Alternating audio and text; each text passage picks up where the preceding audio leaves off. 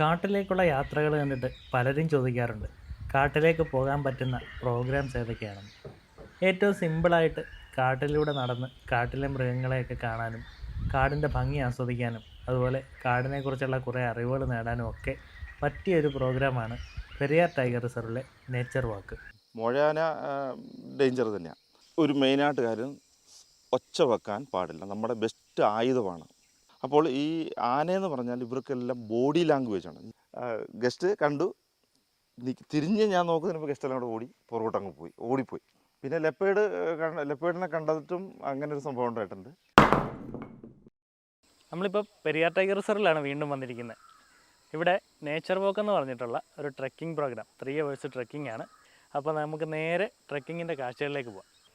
എൻ്റെ പേര് വിശ്വനാഥൻ. ഞങ്ങൾ ഇവിടുത്തെ ട്രൈബാണ്. അപ്പം ഞങ്ങൾ 8 ഗൈഡ് ഒരു രാവിലെ സ്ലോട്ടിൽ നമ്മൾ പാസ് ചെയ്യും. ഇതിൻ്റെ അകത്തോട്ട് നമ്മൾ ഈ ചെങ്ങാടത്തിന് ലേക്കിൻ്റെ സൈഡിൽ വന്ന് ഈ ചെങ്ങാടത്തിൽ കയറി ജാക്കറ്റ് വിട്ട് അപ്പുറത്ത് പോകണം. ജാക്കറ്റ് നിർബന്ധമാണ്. നമ്മൾ ഇതെന്ന് പറഞ്ഞാൽ ഈ ആർട്ടിഫിഷ്യൽ ലേക്കാണ്. ലേക്കിൻ്റെ പേര് മുല്ലപ്പെരിയാർ. ഇത് വെള്ളം കൂടുന്നതും കുറഞ്ഞതും മഴക്കാലത്ത് കൂടും. മൺസൂൺ ജൂൺ ജൂലൈ ആഗസ്റ്റിലൊക്കെ ഈ മേളി വരെ വരും. പിന്നെ ഇത് വെള്ളം വറ്റി നമുക്ക് നടന്ന് അക്കരെ പോകാനുള്ള ഡിസ്റ്റൻസ് വരും. ഒരു ചങ്ങാടത്തിൽ 6 പേർക്ക് കയറാനുള്ള കപ്പാസിറ്റി ഉണ്ട്. എന്നാൽ നമുക്ക് സ്റ്റാർട്ട് ചെയ്യാം. 7:30 ബോട്ടിങ് സ്റ്റാർട്ട് ചെയ്തേ. ബോട്ടൊക്കെ അവിടെ നിന്ന് വിട്ടു. നമ്മൾ അതിനൊപ്പം തന്നെയാണ് ഇവിടെ നിന്ന് നടന്നു പോകുന്നത്. ആ ബോട്ടുകളെല്ലാം അവിടെ നിർത്തിയിട്ടിരിക്കുന്നതിൻ്റെ കാര്യം എന്താണെന്നറിയാം. ആ കറക്റ്റ് ആ മൂലയ്ക്ക് ഒരു ആനയും കുട്ടിയുണ്ടേ.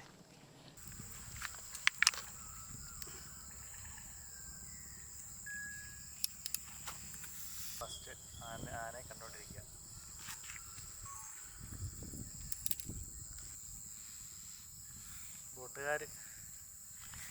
ബോട്ടിലുള്ളവർക്കൊക്കെ നല്ല കാഴ്ചയാണ് കേട്ടോ. രാവിലെ തന്നെ നല്ല അടുത്ത് ഒരു ആനയും കുട്ടിയും. ഫസ്റ്റ് കയറിയപ്പോൾ തന്നെ ആനയും കുട്ടിയും കണ്ടിട്ട് നമ്മൾ വീണ്ടും ട്രക്കിങ് കണ്ടിന്യൂ ചെയ്യുകയാണ്. അപ്പോൾ ശരിക്കും വെള്ളം നന്നായിട്ട് കൂടിക്കിടക്കുകയാണ് കേട്ടോ. ഡ്രൈ സീസണൊക്കെ ആയി കഴിയുമ്പോഴത്തേക്ക് ഇവിടെ കംപ്ലീറ്റ് നന്നായിട്ടുള്ള വലിയ വെള്ളം ശരിക്കും ഇറങ്ങി നല്ല പുൽമേടാവും. രാവിലത്തെ സമയം എന്ന് പറയുമ്പോൾ ആനിമൽസിൻ്റെയും ബേഡ്സിൻ്റെയും ഒക്കെ ആക്ടിവിറ്റീസ് നന്നായിട്ടുള്ളൊരു സമയമാണ്. അതുകൊണ്ട് തന്നെ ആനിമൽ സൈറ്റിങ്സും ബേഡ്സിൻ്റെ സൈറ്റിങ്സും ഒക്കെ നന്നായിട്ട് കിട്ടുന്നൊരു സമയമാണിത്. അമ്മയും കുഞ്ഞുമാണ്. നമ്മളതിൻ്റെ നടക്കുന്ന ആ ഡയറക്ഷനിലേക്ക് തന്നെയാണ് നമ്മുടെ ട്രെക്കിംഗ് പാത്ത്. കുഞ്ഞ് റൈറ്റ് സൈഡിലോട്ട് കയറിയിട്ടുണ്ട്. അമ്മ പോയ വഴിയെ കുഞ്ഞ് പുറകെ വരുന്നുണ്ട്. അമ്മയാനെയും കുട്ടിയും സൈറ്റിങ് കിട്ടിക്കഴിഞ്ഞപ്പോൾ നമ്മുടെ നേച്ചർ വാക്കിന് വന്ന എല്ലാവരും അവിടെ നിന്ന് കുറേ നേരം ആനയുടെ കാഴ്ചകളൊക്കെ കണ്ട് ആസ്വദിക്കുകയാണ്. ഫോറിനേഴ്സൊക്കെ ഉണ്ട് ഒരുപാട്. കുറേ നേരം അങ്ങനെ നിന്നിട്ട് അമ്മയും കുട്ടിയും മെല്ലെ നടന്ന് മേളിലേക്ക് കയറി പോവാണ്. ഇവിടെ വന്നവരുടെ സാന്നിധ്യം മനസ്സിലാക്കിയിട്ടുണ്ടാവും ഒരു പക്ഷേ. അതുകൊണ്ടായിരിക്കും ഇവർ മെല്ലെ ഓപ്പൺ സ്പേസിൽ നിന്ന് മാറിയിട്ട് ആ മരങ്ങളുടെ സൈഡിലേക്ക് മാറി. പിന്നെ കുറച്ച് നേരം കൂടെ കഴിഞ്ഞപ്പോൾ നടന്ന് മെല്ലെ കുറ്റിക്കാടിൻ്റെ ഉള്ളിലേക്ക് കയറി പോവാണ്.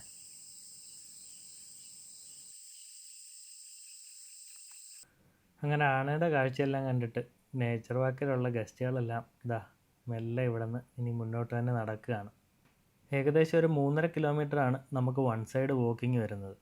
വലിയ കുന്നും മലയൊന്നും കയറേണ്ട കാര്യമില്ല കേട്ടോ. ഇത് വളരെ ഈസി ആയിട്ട് പോകാൻ പറ്റുന്നൊരു വാക്ക് തന്നെയാണ്. പണ്ട് ഇവിടെ വന്നപ്പോൾ ഒരു തലവെട്ടി മാത്രമേ ഉള്ളായിരുന്നു. ഇപ്പോൾ വൈൽഡ് ബോറിൻ്റെ 2 തലവെട്ടിയും മ്ലാവിൻ്റെ കൊമ്പും പിന്നെ ഈ നടുക്കിരിക്കുന്നത് ആനയുടെ പല്ലാണ്. രാവിലെ ആയതുകൊണ്ട് ചെറിയൊരു മൂടൽമഞ്ഞൊക്കെ ഉണ്ട്. അപ്പോൾ നമ്മൾ മരങ്ങളുടെയൊക്കെ ഇടയിൽ കൂടി ഇങ്ങനെ നടന്നു പോകുമ്പോഴത്തേക്ക് കുറച്ച് മാറിയിട്ട് ഒരു വലിയൊരു കൂട്ടം ഉണ്ടായിരുന്നു. ആനയാണെന്നാണ് ആദ്യം കരുതിയത്. മഞ്ഞായതുകൊണ്ട് ക്ലിയറായിട്ട് കാണാൻ പറ്റാഞ്ഞതുകൊണ്ടാണ് അങ്ങനെ പറ്റിപ്പോയത്. സംഭവം കാട്ടുപോത്തിൻ്റെ ഒരു കൂട്ടമായിരുന്നു. നമ്മളപ്പോൾ ആ കാട്ടുപോത്ത് നിൽക്കുന്നതിൻ്റെ അവിടെ നിന്ന് കുറച്ച് മാറിയിട്ട് നല്ല ക്ലിയറായിട്ട് കാണാൻ പറ്റുന്നൊരു സ്ഥലത്തേക്ക് ചെന്നിട്ട് അവിടെ നിന്ന് അവരെ ഷൂട്ട് ചെയ്യാണ്. ഈ സ്ഥലം നോക്കി എങ്ങനെ ഉണ്ടെന്ന്. ഒരു രക്ഷയില്ലാത്ത ആംബിയൻസ് ഉള്ളൊരു സ്ഥലമാണ് കേട്ടോ. വലിയ മരങ്ങൾ, ഇഷ്ടംപോലെ ബേഡ്സിൻ്റെ സൗണ്ട്. താഴെ കല്യാണ സൗന്ദര്യമൊക്കെ പൂത്ത് നിൽക്കുന്നു. നല്ല ദൂരത്തിലാണ് പോത്തിൻ്റെ കൂട്ടം.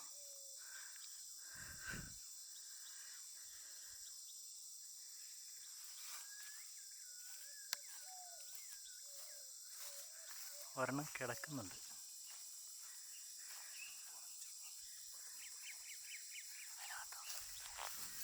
മുമ്പേ പറഞ്ഞതുപോലെ രാവിലത്തെ സമയമായതുകൊണ്ട് നമ്മൾ നിൽക്കുന്നതിൻ്റെ ചുറ്റിനും ഇഷ്ടം പോലെ ബേഡ്സാണ്. മരങ്ങളുടെ ഉള്ളിൽ നിന്നൊക്കെ കരയുന്നതുകൊണ്ട് എല്ലാത്തിനും ഒന്നും കാണാൻ പറ്റുന്നില്ല. പക്ഷേ ഒരുപാട് ഐറ്റം ബേഡ്സ് ഉണ്ട് അവിടെ. അതിൽ ചിലർ മാത്രമാണ് നമുക്ക് കാണാൻ കിട്ടുന്നത്. ഇതാ ഈ ഇലയിൽ ചാടി കളിക്കുന്നത് കോമൺ അയോറ എന്ന് പറയുന്നൊരു ബേഡാണ്.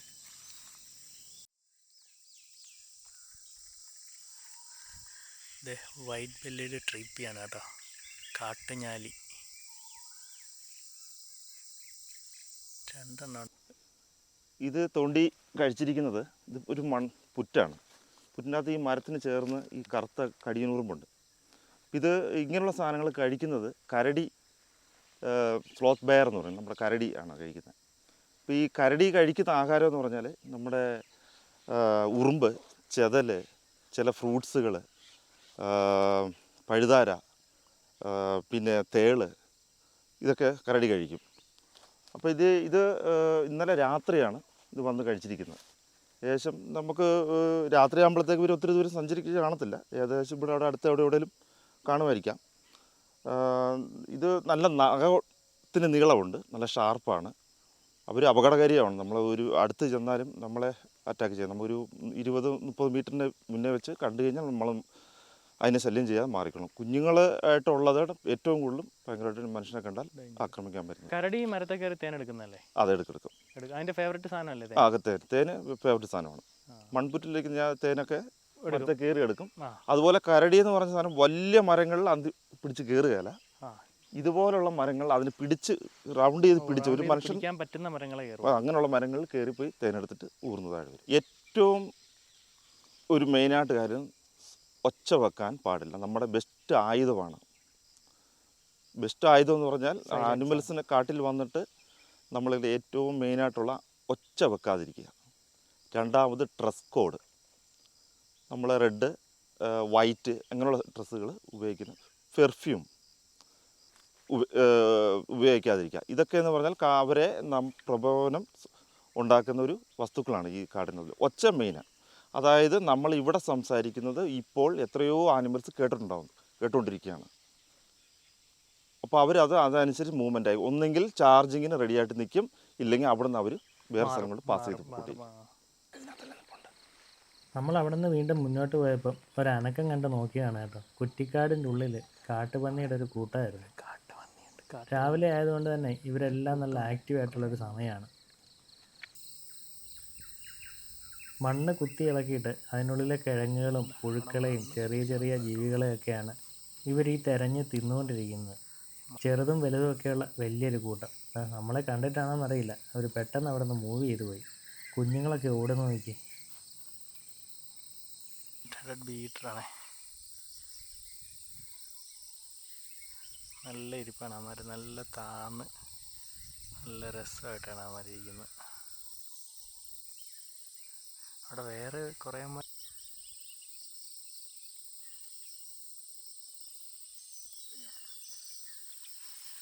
പൊള്ളിയെ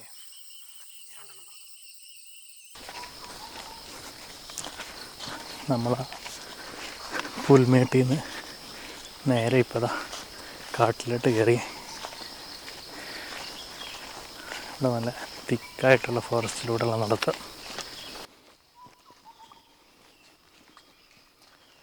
നടക്കുമ്പോൾ തന്നെ ഒരുപാട് ബേഡ്സിൻ്റെ സൗണ്ടൊക്കെ കേൾക്കാതെ.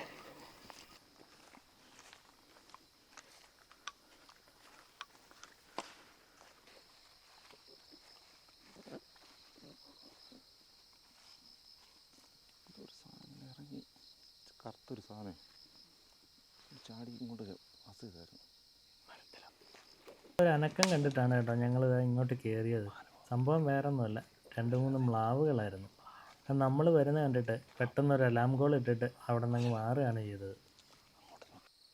ഇപ്പോൾ ഇതുപോലുള്ള ഈ പാറക്കെട്ട്, ഈ കുറ്റിച്ചെടികൾ, ഇതിനകത്തെല്ലാം ഈ ചെറിയ ചെറിയ കമ്പുകളും തടികളൊക്കെ വീണ് കിടക്കും. അപ്പോൾ ഇതിനുള്ളിൽ ചെതൽ കൂടുതൽ കാണും. ചെതൽ അങ്ങനെയുള്ള സാധനങ്ങളാണ്. അപ്പോൾ ഈ ഉടുമ്പ് രാവിലെ ഈ ഭക്ഷണം കഴിച്ചു കഴിഞ്ഞിട്ട് ഈ ഇളം വെയിൽ കൊണ്ടൊരു ഉറക്കമുണ്ട് ഇവർ. ആ ഉറക്ക സമയത്ത് നമ്മൾ ഒരുമാതിരി അടുത്ത് വരെ നമുക്ക് ചെല്ലാൻ പറ്റും. ആ സമയത്ത് മനുഷ്യൻ്റെ സ്റ്റെപ്പ് ചവിട്ടുപാട് സൗണ്ടോ കേട്ടാൽ പോലും വലിയ മൈൻഡില്ലാതെ പയ്യെ പോവുകയുള്ളൂ. എന്തുകൊണ്ടെന്ന് പറഞ്ഞാൽ നല്ല ഇര രാവിലെ കഴിച്ചിട്ടുണ്ട്. രണ്ടാമത് ഈ വെയിൽ കൂടെ കയറ്റുമ്പോൾ നല്ല ഉറക്കമായിരിക്കും ഇവർ. അതുകൊണ്ടാണ് ഈ ഇതുപോലുള്ള പാറക്കെട്ട് സ്ഥലങ്ങളിൽ ഈ ഉടുമ്പ്, കരടി ഇങ്ങനെയുള്ള സാധനങ്ങളൊക്കെ ഇങ്ങനെ കിടക്കും, ഇരിക്കുകയൊക്കെ നടക്കുകയൊക്കെ ചെയ്യും. അത് ചെതൽ, ഈ ചെറിയ ചെറിയ ഇൻസെക്റ്റ് അങ്ങനെയുള്ള സാധനങ്ങൾ, ഉറുമ്പ്, അത് ഈ കരടിയെ പോലെ തന്നെ അതും ഭക്ഷിക്കുന്നത്. ചെറിയ ചെറിയ ഇൻസെക്റ്റുകൾ കൂടുതലും കഴിക്കും. ഈ ബേഡ്സിൻ്റെ ഒക്കെ കൂട്ടി കയറി മുട്ടയൊക്കെ എടുത്ത് മുട്ട കുഞ്ഞുങ്ങൾ അത് മരത്തൊക്കെ ഇത് പറയാൻ വിട്ടുപോയി. ഇത് മരത്തേലും കൂടെ നല്ലപോലെ മരം കയറുന്ന ഒരു ജീവി. അപ്പം നമ്മൾ പരമാവധി നമ്മൾ ഇതിനെ കണ്ടിട്ടുണ്ടെങ്കിൽ, ഇത് ഓടിയിട്ടുണ്ടെങ്കിൽ അടുത്തുള്ള മരങ്ങളിലും കൂടെ നമ്മളൊന്ന് ശ്രദ്ധിക്കണം. ഈ പക്ഷികളെ നമ്മളെ പേടിച്ച് ഒളിഞ്ഞ് അവിടെയും കയറിയിരിക്കും. രണ്ടാമത് പക്ഷികളുടെ കൂടെ ഉണ്ടെങ്കിൽ പറഞ്ഞ പോലെ മുട്ട എടുത്ത് കഴിക്കുന്ന ഒരു ജീവനാണ്. ചെതലാണ് ഒരു മെയിൻപെട്ട്. ഇതിൽ കിട്ടിയാൽ മുട്ടയും എടുത്ത് കഴിക്കും. ട്രക്കിങ് ഏകദേശം പകുതി കഴിഞ്ഞ് അത് തിരിച്ചുള്ള റൂട്ടിലാണ്. 3 മണിക്കൂറാണ് അതിൻ്റെ ടൈം. 3 മണിക്കൂറിൽ അത്യാവശ്യം ഒരു 6-7 കിലോമീറ്ററോളം നടപ്പുണ്ട്. അടിപൊളി എക്സ്പീരിയൻസ് ആണ് കേട്ടോ. കാടിൻ്റെ പല ആംബിയൻസിൽ കൂടെ നടക്കാൻ പറ്റും നമുക്ക്. റിസർവറിൻ്റെ സൈഡിൽ കൂടെ, പിന്നെ നല്ല ഉൾക്കാട്ടിലൂടെ, ചതുപ്പിലൂടെയൊക്കെ.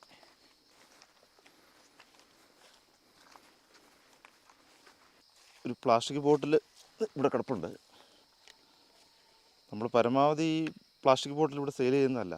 പുറത്തുനിന്ന് ഒരു ബാഗിൽ കൊണ്ടുവന്നിട്ട് ചിലർ, എല്ലാവരും പറയാൻ പറ്റത്തില്ല, ചിലർ ഇത് യൂസ് കഴിഞ്ഞിട്ട് നമ്മളൊരു 6 ഗസ്റ്റ് ആണെങ്കിൽ ഫ്രണ്ടിൽ പോകുന്ന ചിലർ യൂസ് ആൻഡ് ത്രോ എടുത്ത് നമ്മളറിയാതെ പറ്റിപ്പോകുന്നതാണ്. പക്ഷേ നമ്മൾ തുടക്കത്തിൽ ഇതൊക്കെ പറയുന്നുണ്ട്, നമ്മൾ കളയാൻ പാടില്ല. ചിലർ ഇത് കളയുന്നുണ്ട്. പക്ഷേ ഇത് ആനിമൽസിനെ ഭയങ്കര ദോഷം ചെയ്യും. നമ്മളെ കയ്യിൽ ഉപ്പുരസവും ഒക്കെ ഉള്ളതുകൊണ്ട് അവരിത് കഴിച്ച് ഈ ഉപ്പുരസത്തിന് വേണ്ടി ഇത് മൊത്തം ചവച്ച് അരച്ചിട്ട് വേസ്റ്റ് തുപ്പികൾ.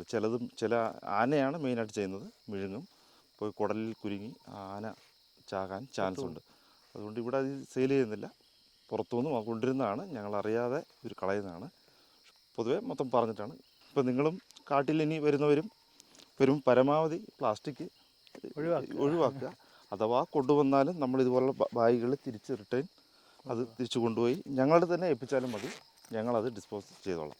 നമുക്ക് ആർക്ക് വേണേലും നടക്കാൻ പറ്റുന്ന, ആർക്ക് വേണേലും 8 വയസ്സിന് മുകളിലോട്ടുള്ളവർക്ക് നമുക്ക് ഇതിൻ്റെ അകത്ത് വന്ന് ഈ നേച്ചർ വാക്ക് അതുപോലെ പല പല പ്രോഗ്രാമുകൾ നമുക്ക് ചെയ്യാം. ഒറ്റയ്ക്ക് വേണേലും വരാം. പക്ഷേ നമ്മൾ അതല്ല, ഇതിൻ്റെ ഒരുപാട് അപകടങ്ങൾ. നമ്മൾ ട്രാക്ക് ഇട്ടിട്ട് വന്നിട്ട് വേണം തിരിച്ചു പോകാം. പക്ഷേ ഒരു ഗൈഡ് ഇല്ലെങ്കിലും വന്നിട്ട് പോകാം. പക്ഷേ അതിൻ്റെ ആനിമൽസിൻ്റെ ഒരുപാട് മൂവ്മെൻറ്റുകളുണ്ട്. ഒരു മൂവ്മെൻറ്റുകൾ എന്ന് പറഞ്ഞാൽ ആന, മെയിനായിട്ട് ആന നമ്മളുടെ സൗണ്ട് വളരെ ദൂരത്തു നിന്ന് തന്നെ ക്യാച്ച് ചെയ്ത് അവരത് നമ്മൾ കൂടുതലും ഫീമെയിലാണ്, മെയിൽ അഡൽട്ട് ഇതിൻ്റെ കൂടുതൽ കാണത്തില്ല.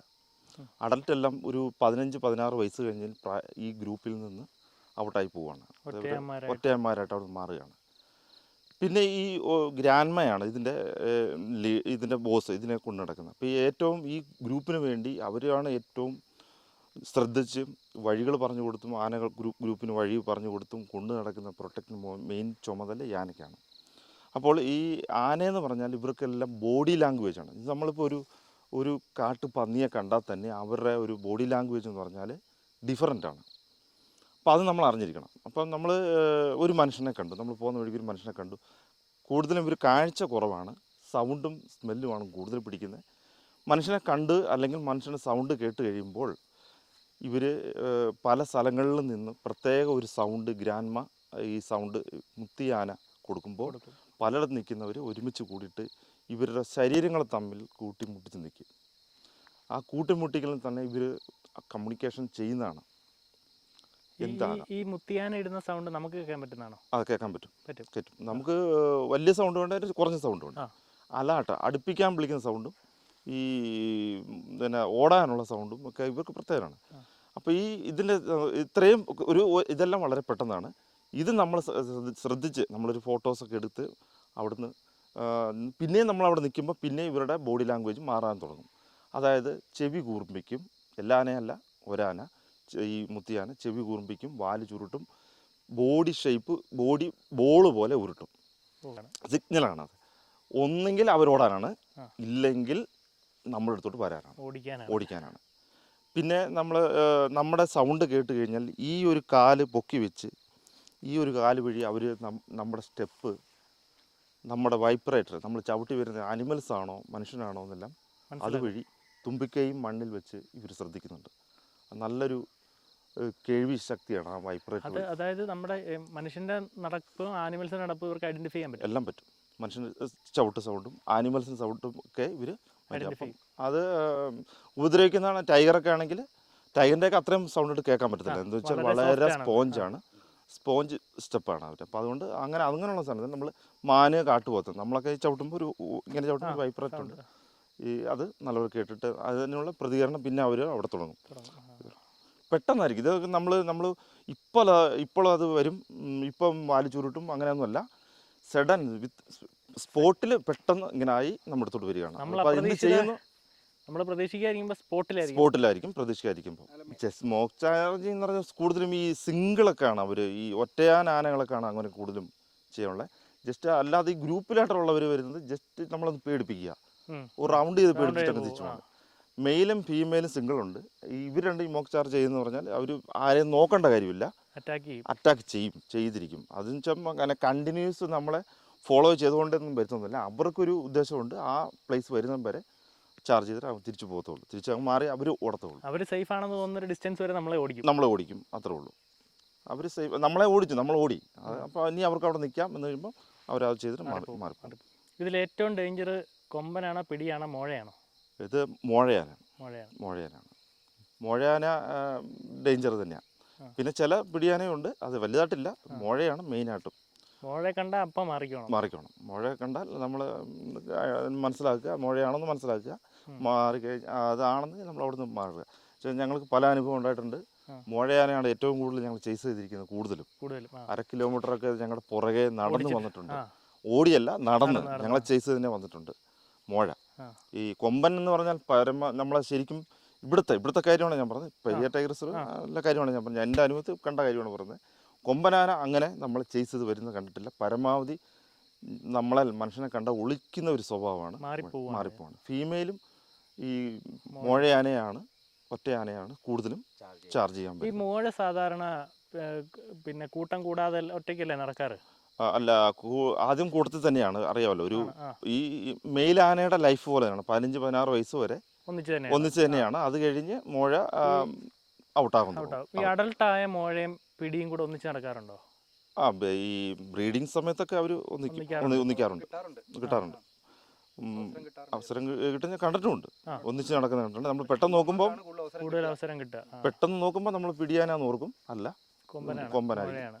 പിന്നെ നമ്മൾ എന്താ പറയുക, ഈ വെള്ളമൊക്കെ ശരിക്കും കുടിക്കും എന്ന് പറഞ്ഞാൽ 200 ലിറ്ററൊക്കെ കുടിക്കുമെന്നാണ് നമ്മുടെ അഡൽട്ട് എലിഫൻറ്റ്.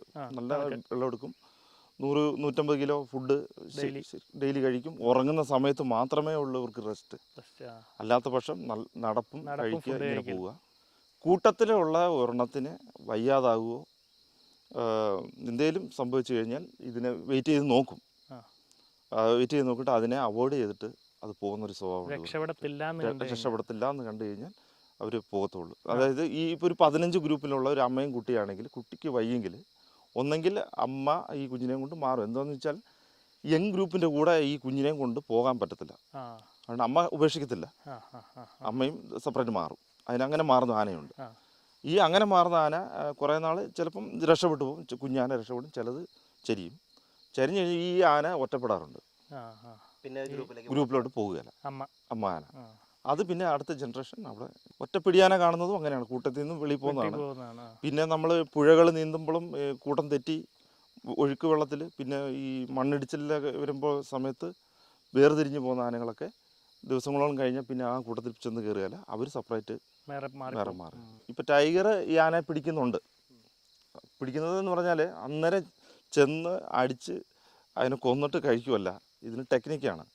മൂർച്ചയേറിയ നഖം കൊണ്ട് ഇതിൻ്റെ നടക്കുന്ന കാലിന് തുമ്പിക്കയിൽ അടിച്ച് ക്രാച്ച് ഉണ്ടാക്കുക, അതായത് മുറിവേൽപ്പിക്കുക.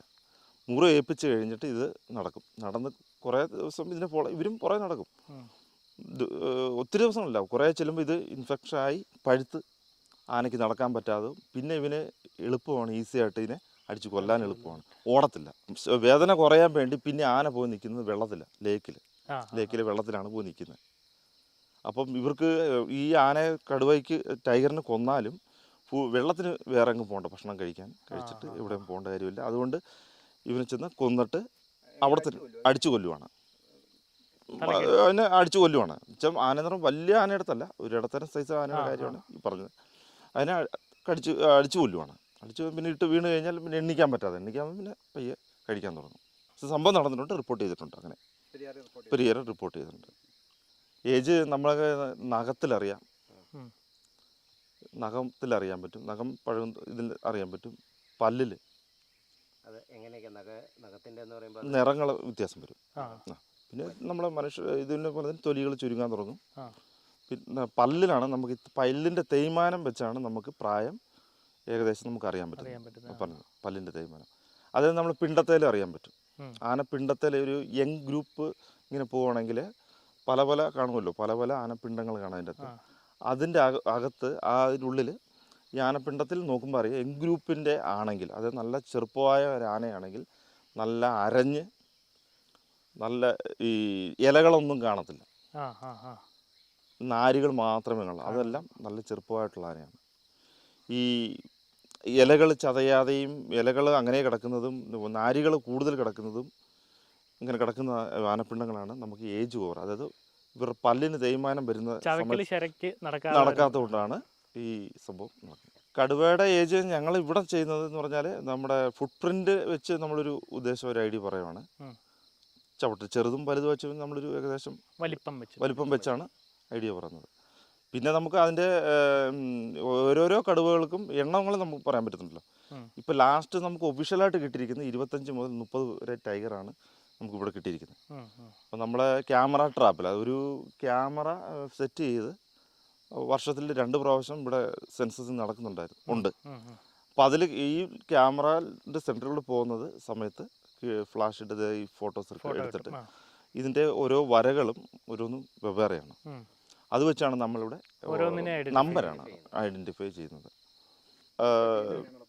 ടൈഗറിൻ്റെ അതായത് നമ്മളൊരു വർഷത്തിൽ 2 പ്രാവശ്യം എടുക്കുമെന്ന് പറഞ്ഞില്ല. അപ്പോൾ അതിന് നമ്മളെ ഒരു ടൈഗർ വരാൻ ചാൻസ് ഉള്ള ഏരിയ അവിടുത്തെ ഗാർഡ്സിനും വാച്ചേഴ്സിനും ഒക്കെ അറിയാം, അവർ സ്ഥിരം ചെയ്യുന്നതാണ്.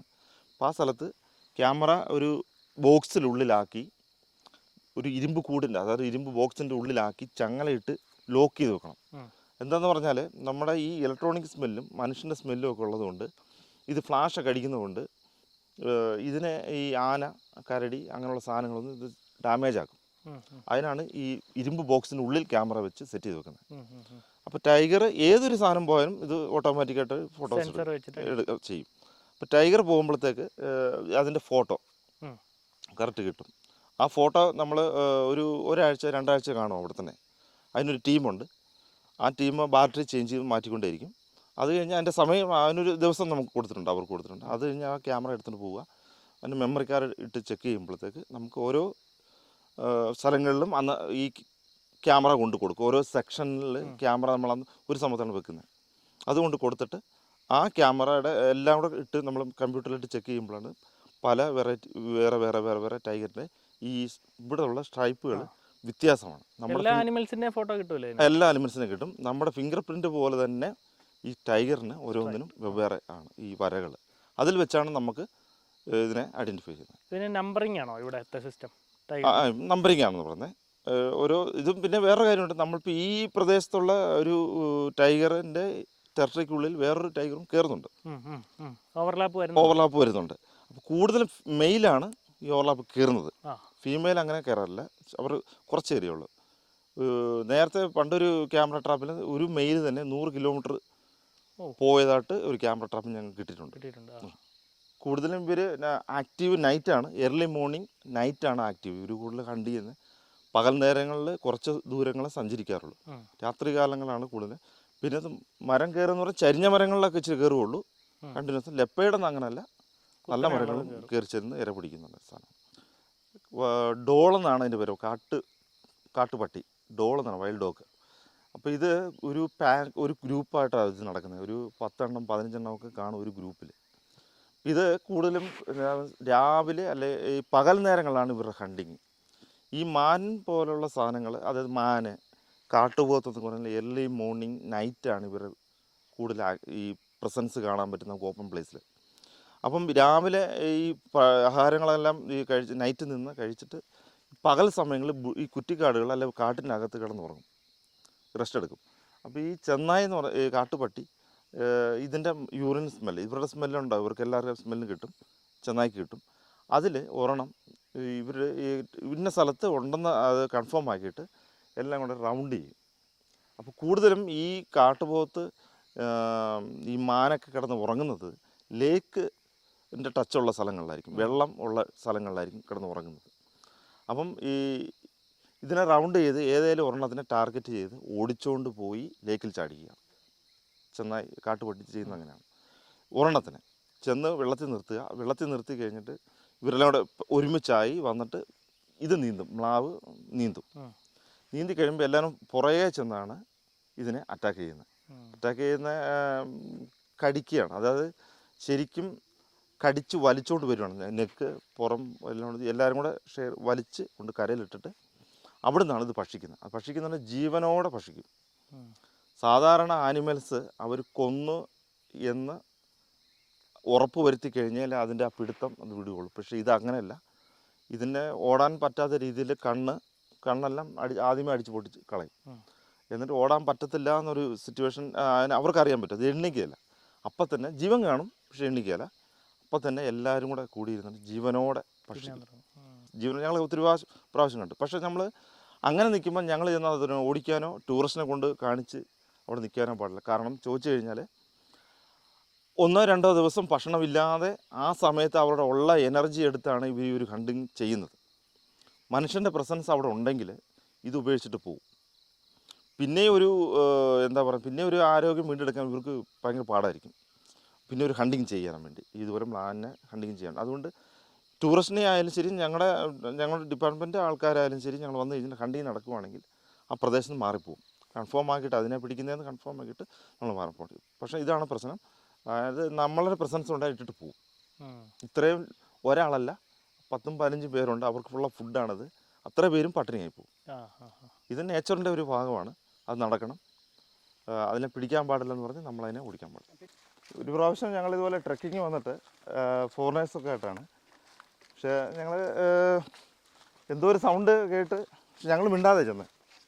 അപ്പോൾ ആർക്കായാലും നമ്മൾ കടുവ ടൈഗറിനെ കാണണമെന്ന് പറയും. പക്ഷേ ഇതിനെ കണ്ടു കഴിയുമ്പം ഒരു പരിപ്പെട്ടവർ ഇതിന്ന് കാണും, ചിലർ ഇതിൻ്റെ സൈസും ഇതിനെ കാണുമ്പോൾ തന്നെ പേടിച്ച് തിരിച്ചു ഓടി. ഇങ്ങനെ ഒരു അനുഭവം എനിക്ക് ഉണ്ടായിട്ടുണ്ട്. ഒരു പ്രാവശ്യം ഇതുപോലെ ട്രെക്കിങ് വന്ന് ടൈഗർ അവിടുന്ന് കുഴിയിൽ നിന്ന് കയറി വരുന്നു. ഞാനും കണ്ടില്ല, എന്ന് വെച്ചാൽ ഞങ്ങൾ ബേഡിനെ പക്ഷിയെ നോക്കിക്കൊണ്ടിരിക്കുമായിരുന്നു. രണ്ടാമത് ഗസ്റ്റ് ഇങ്ങനെ കയറി വരികയും ഈ ഒരു കുഴിയിൽ നിന്ന് കയറി ഞങ്ങൾ ടോപ്പിലോട്ട് വരും, ഞങ്ങൾ അങ്ങോട്ട് ഇറങ്ങുകയും കൂടെ ഇങ്ങനെയായിരുന്നു. പിന്നെ സെൻട്രൽ ഭാഗത്ത് നിന്നുകൊണ്ടാണ് ഞങ്ങൾ പക്ഷിയെ കണ്ടുകൊണ്ടിരിക്കുന്നത്. അപ്പോൾ സൗണ്ട് കേട്ട് ഇങ്ങനെ നോക്കുകയും ഞങ്ങളെല്ലാവരും ഒരേപോലെ തന്നെ നോക്കി. അതും തല കുനിച്ച് വേണ്ട കയറി വന്നത്, അതുകൊണ്ടാണ് ഞങ്ങളെ കാണുക. അല്ലെങ്കിൽ ഞങ്ങൾക്ക് മുന്നേ അത് കണ്ടേനെ, അത് ഓടിയേനെ. പക്ഷെ അതും കുനിഞ്ഞിങ്ങനെ വന്നുകൊണ്ട് നോക്കിയപ്പം ഗസ്റ്റ് കണ്ടു. തിരിഞ്ഞ് ഞാൻ നോക്കുന്നതിന് ഗസ്റ്റെല്ലാം കൂടെ പുറകോട്ടങ്ങ് ഓടിപ്പോയി. ഈ സൗണ്ട് കേട്ടപ്പോഴത്തേക്ക് ഇതും തിരിച്ച് താഴോട്ട് ഓടിപ്പോയി. അങ്ങനെ ഒരു അനുഭവം ഉണ്ടായിട്ടുണ്ട്. ഇത് ഏകദേശം എത്ര മീറ്റർ ഉണ്ടാവും ഈ കണ്ടത്? ഞങ്ങൾ കണ്ടതൊരു എന്താ പറയുന്ന ഒരു 25 മീറ്റർ ഇല്ല, അതിൻ്റെ അടുത്താണ്. പക്ഷെ പെട്ടെന്ന് ഞങ്ങൾ കണ്ടു, എല്ലാവരും കണ്ടു, ശരിക്കും കണ്ടു, ഞെട്ടിപ്പോയി. അപ്പം ഞാൻ പറഞ്ഞതിന് മുന്നേ അവർ ഓടുകയാണ് ചെയ്തത്. ഓടിയില്ലായിരുന്നെങ്കിൽ ഞങ്ങൾക്ക് ചൂടെ കാണാൻ പറ്റിയാണ്. അതുകൊണ്ടാണ് അത് കണ്ടത്. ഞങ്ങൾ കണ്ടു, അത് കണ്ടില്ല. ഈ ഓടിയ സൗണ്ട് ഞങ്ങളെ കണ്ട് തിരിച്ചൊക്കെ ഓടും. പിന്നെ ലെപ്പേഡിനെ കണ്ടിട്ടും അങ്ങനെ ഒരു സംഭവം ഉണ്ടായിട്ടുണ്ട്. മരത്തിൻ്റെ മുകളിൽ ഒരു കുരങ്ങനെ ട്രാപ്പ് ചെയ്ത് വെച്ചിരിക്കുകയാണ്. അത് 2 ലെപ്പേഡാണ്. അതും ഞങ്ങൾ ബേർഡ് വാച്ചിങ്ങിന് ഞങ്ങളിങ്ങനെ ഇംഗ്ലണ്ട് ഗസ്റ്റാണ്. ബേർഡ് വാച്ചിങ്ങിന് പോകുന്ന സമയത്ത് പക്ഷിയെ കണ്ടുകൊണ്ടിരിക്കുമ്പോൾ തന്നെ ഒരു കുരങ്ങൻ്റെ ഒരു കോള് ഞങ്ങൾ കേട്ടായിരുന്നു. ഒരു പേടിച്ച് കരയുന്ന ഒരു കോളുണ്ട് ഇവർക്ക്. അപ്പം ഞങ്ങൾ നോക്കിയപ്പോൾ ശ്രദ്ധ കൊടുത്തില്ല. സാധാരണ കരിങ്കുരങ്ങാന്ന് ഓർത്ത് ഞങ്ങൾ നോക്കാൻ പോയില്ല. പക്ഷേ ഞങ്ങളുടെ അടുത്ത് തന്നെ 2 മരത്തിലുണ്ടായിരുന്നു. ബേർഡ് വാച്ചിങ് എന്ന് പറഞ്ഞാൽ അറിയാമല്ലോ, സൗണ്ട് ഉണ്ടാക്കുക, നമ്മൾ ഒരു സ്ഥലത്ത് ക്യാമറയൊക്കെ വെച്ചിരിക്കുന്നതാണ്. അപ്പോൾ അതും ഞങ്ങളെ കണ്ടില്ല. ഞങ്ങൾ ശരിക്കും ഞാൻ എൻ്റെ ഗസ്റ്റും കൂടെ ബേർഡിനെ കണ്ട് ഫോട്ടോ എടുത്ത് തിരിച്ച് കുറച്ച് അങ്ങോട്ട് നീങ്ങുകയും ഞാൻ കുരങ്ങിനെ മേളിൽ നോക്കി താഴത്തെ താഴത്തോട്ട് നോക്കിയപ്പോഴത്തേക്ക് താഴത്തെ ബ്രാഞ്ച് 2 ലെപ്പേർഡ് ഇരിക്കുകയാണ്. ഇച്ചിരി ദൂരമുണ്ട്, ശകലം ദൂരമുണ്ട്. പക്ഷേ പെട്ടെന്നായിരുന്നു അതും ഞങ്ങളെ കണ്ടു. മരത്തിൽ നിന്ന് ചാടുക ചെയ്തത്. വലിയ ഉയരമല്ല, ചെറിയൊരു മരമാണ്. അവിടെ നിന്ന് ചാടി ഒന്ന് ഇങ്ങനെ നിന്ന് ഒരു കുടഞ്ഞ് ഓടുകയാണ് ചെയ്തത്. അങ്ങനെ ഒരു ഇതുണ്ട്. അപ്പോഴും എൻ്റെ കൂടെ വന്ന് ഗസ്റ്റ് ഓടുകയാണ് ചെയ്തത്. അപ്പോൾ നമ്മൾ ആദ്യമേ പറയും ഇതൊക്കെ ബൈ ചാൻസ് നമ്മൾ കാണാൻ സാധ്യതയുണ്ട്, ഓടരുത്, ഞാനുണ്ട്, ഞാനെല്ലാം ചെയ്യും. പക്ഷേ ആരായാലും പെട്ടെന്ന് ഫീല് റിഫ്ലെക്സ് വന്ന് ഓടിയിട്ടുണ്ട്. കൂട്ടിന്നല്ലേ ഏടാ നീ പോത്തുകാരൻ ഇക്കറോറി ആ ഊരിലുള്ള ചേട്ടനാണ് പുള്ളി. ഇദ്ദേഹം ഇന്ന് പോകുന്നേ ഉള്ളൂ. ഇന്ന് പോയിട്ട് ഇനിയിപ്പോൾ ചിലപ്പോൾ നാളെ അല്ലെങ്കിൽ നാളത്തെ 2 ദിവസം കഴിഞ്ഞാൽ വലയിട്ട് മീനുമായിട്ട് വരുള്ളൂ. നമ്മുടെ അടുത്തത് ചേട്ടൻ്റെ പേര് ചന്ദ്രൻ. അപ്പോൾ നിങ്ങളുടെ ട്രൈബ്സിലുള്ളവർക്ക് മാത്രമേ ഇവിടെ മീൻ പിടിക്കാൻ അവകാശം? അതെ. പുറത്തുനിന്ന് ആർക്കും. ഏത് ട്രൈബാന്ന് പറയാം? ഇതിപ്പം ചേട്ടൻ്റെ ട്രൈബ് എന്ന് പറഞ്ഞ പേര് മന്നാൻ ട്രൈബ്. അപ്പോൾ ഈ രാത്രി എവിടെയായിരിക്കും? അപ്പോൾ ഇന്ന് ലേക്കിൻ്റെ ഇറമ്പി പാറയിലായിരിക്കും. അല്ല, പാറയല്ല, ഇതുപോലെ തന്നെ പുല്ലില്ല. രാത്രി നമ്മൾ തീയിടുന്നു, തീ അരിക്ക് കിടക്കുന്നു, നേരം പൊളിപ്പിക്കുന്നു, വല കഴിക്കുന്നു. തീയിടുമ്പോൾ പിന്നെ വേറെ മൃഗങ്ങളൊന്നും വരത്തൊന്നുമില്ല. ആനകൾ വരും. അത് വരും. അത് വരത്തില്ലെന്നല്ല, വരും. അത് വല്ലപ്പോഴേക്കേ വരുള്ളൂ, ഡെയിലും അല്ല. ഏതോ ഒരു സമയം വരും. അത് തീറ്റ ഇങ്ങനെ എന്ന് വരുന്ന സമയത്ത് അങ്ങനെ വന്ന് കണ്ടുമുട്ടുക എന്നുള്ളൂ. അല്ലാതെ മനഃപൂർവ്വമായിട്ട് അവരെ എന്താ കാണാനൊന്നും വരില്ല. ട്രക്കിങ് തീരാനായി ഇവിടെ എത്താനായപ്പോൾ അതൊരു കിങ് ഫിഷർ നല്ല താഴത്താണ്. അവൻ മീൻ പിടിക്കാനുള്ള ഇരിപ്പാണ്. ഇത് അടുത്ത കിങ് ഫിഷറെ, കോമൺ കിങ് ഫിഷർ. അവനെ കാണാൻ ഇത്തിരി കുഞ്ഞിനാണ് കേട്ടോ. ഭയങ്കര രസമാണ് അവൻ്റെ കളറും അവനെ കാണാനും ഒക്കെ.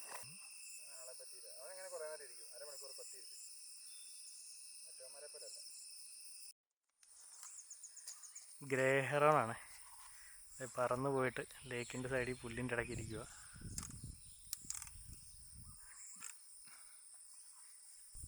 നമ്മുടെ നേച്ചർ വാക്കിൻ്റെ ഗൈഡുമാരാണ് കേട്ടോ ഈ വരുന്നതൊക്കെ. അവരിവിടെ ഇടയ്ക്ക് ഇങ്ങനെ ഇതിനകത്തൊക്കെ വിസിറ്റ് ചെയ്യാറുണ്ട്. നമ്മൾ രാവിലെ പോയപ്പം കണ്ട ആനയും കുട്ടിയും അവിടെ തന്നെ ഉണ്ട്.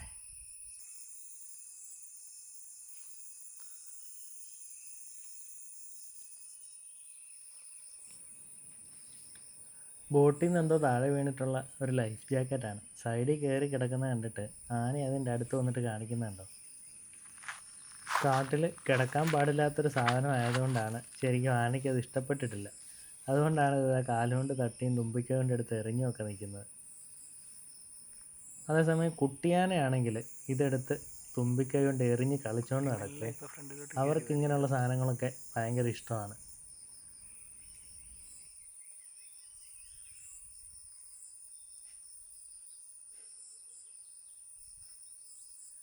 അവിടെ ഒരു ലൈഫ് ജാക്കറ്റ് കിടപ്പുണ്ട്, അതതിന് ഇഷ്ടപ്പെടുന്നില്ല.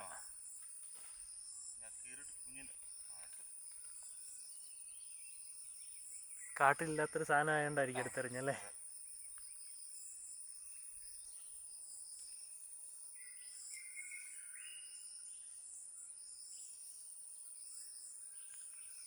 മെല്ലെ ഇടയിൽ കൂടെ കയറി വരുന്നുണ്ട് കുഞ്ഞ്.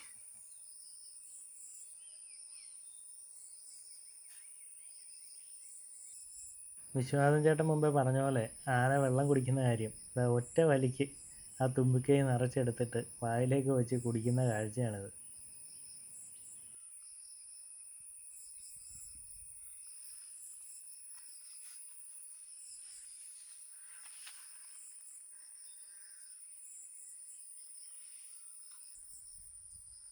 ആന വെള്ളം കുടിക്കുന്നത് നോക്കി.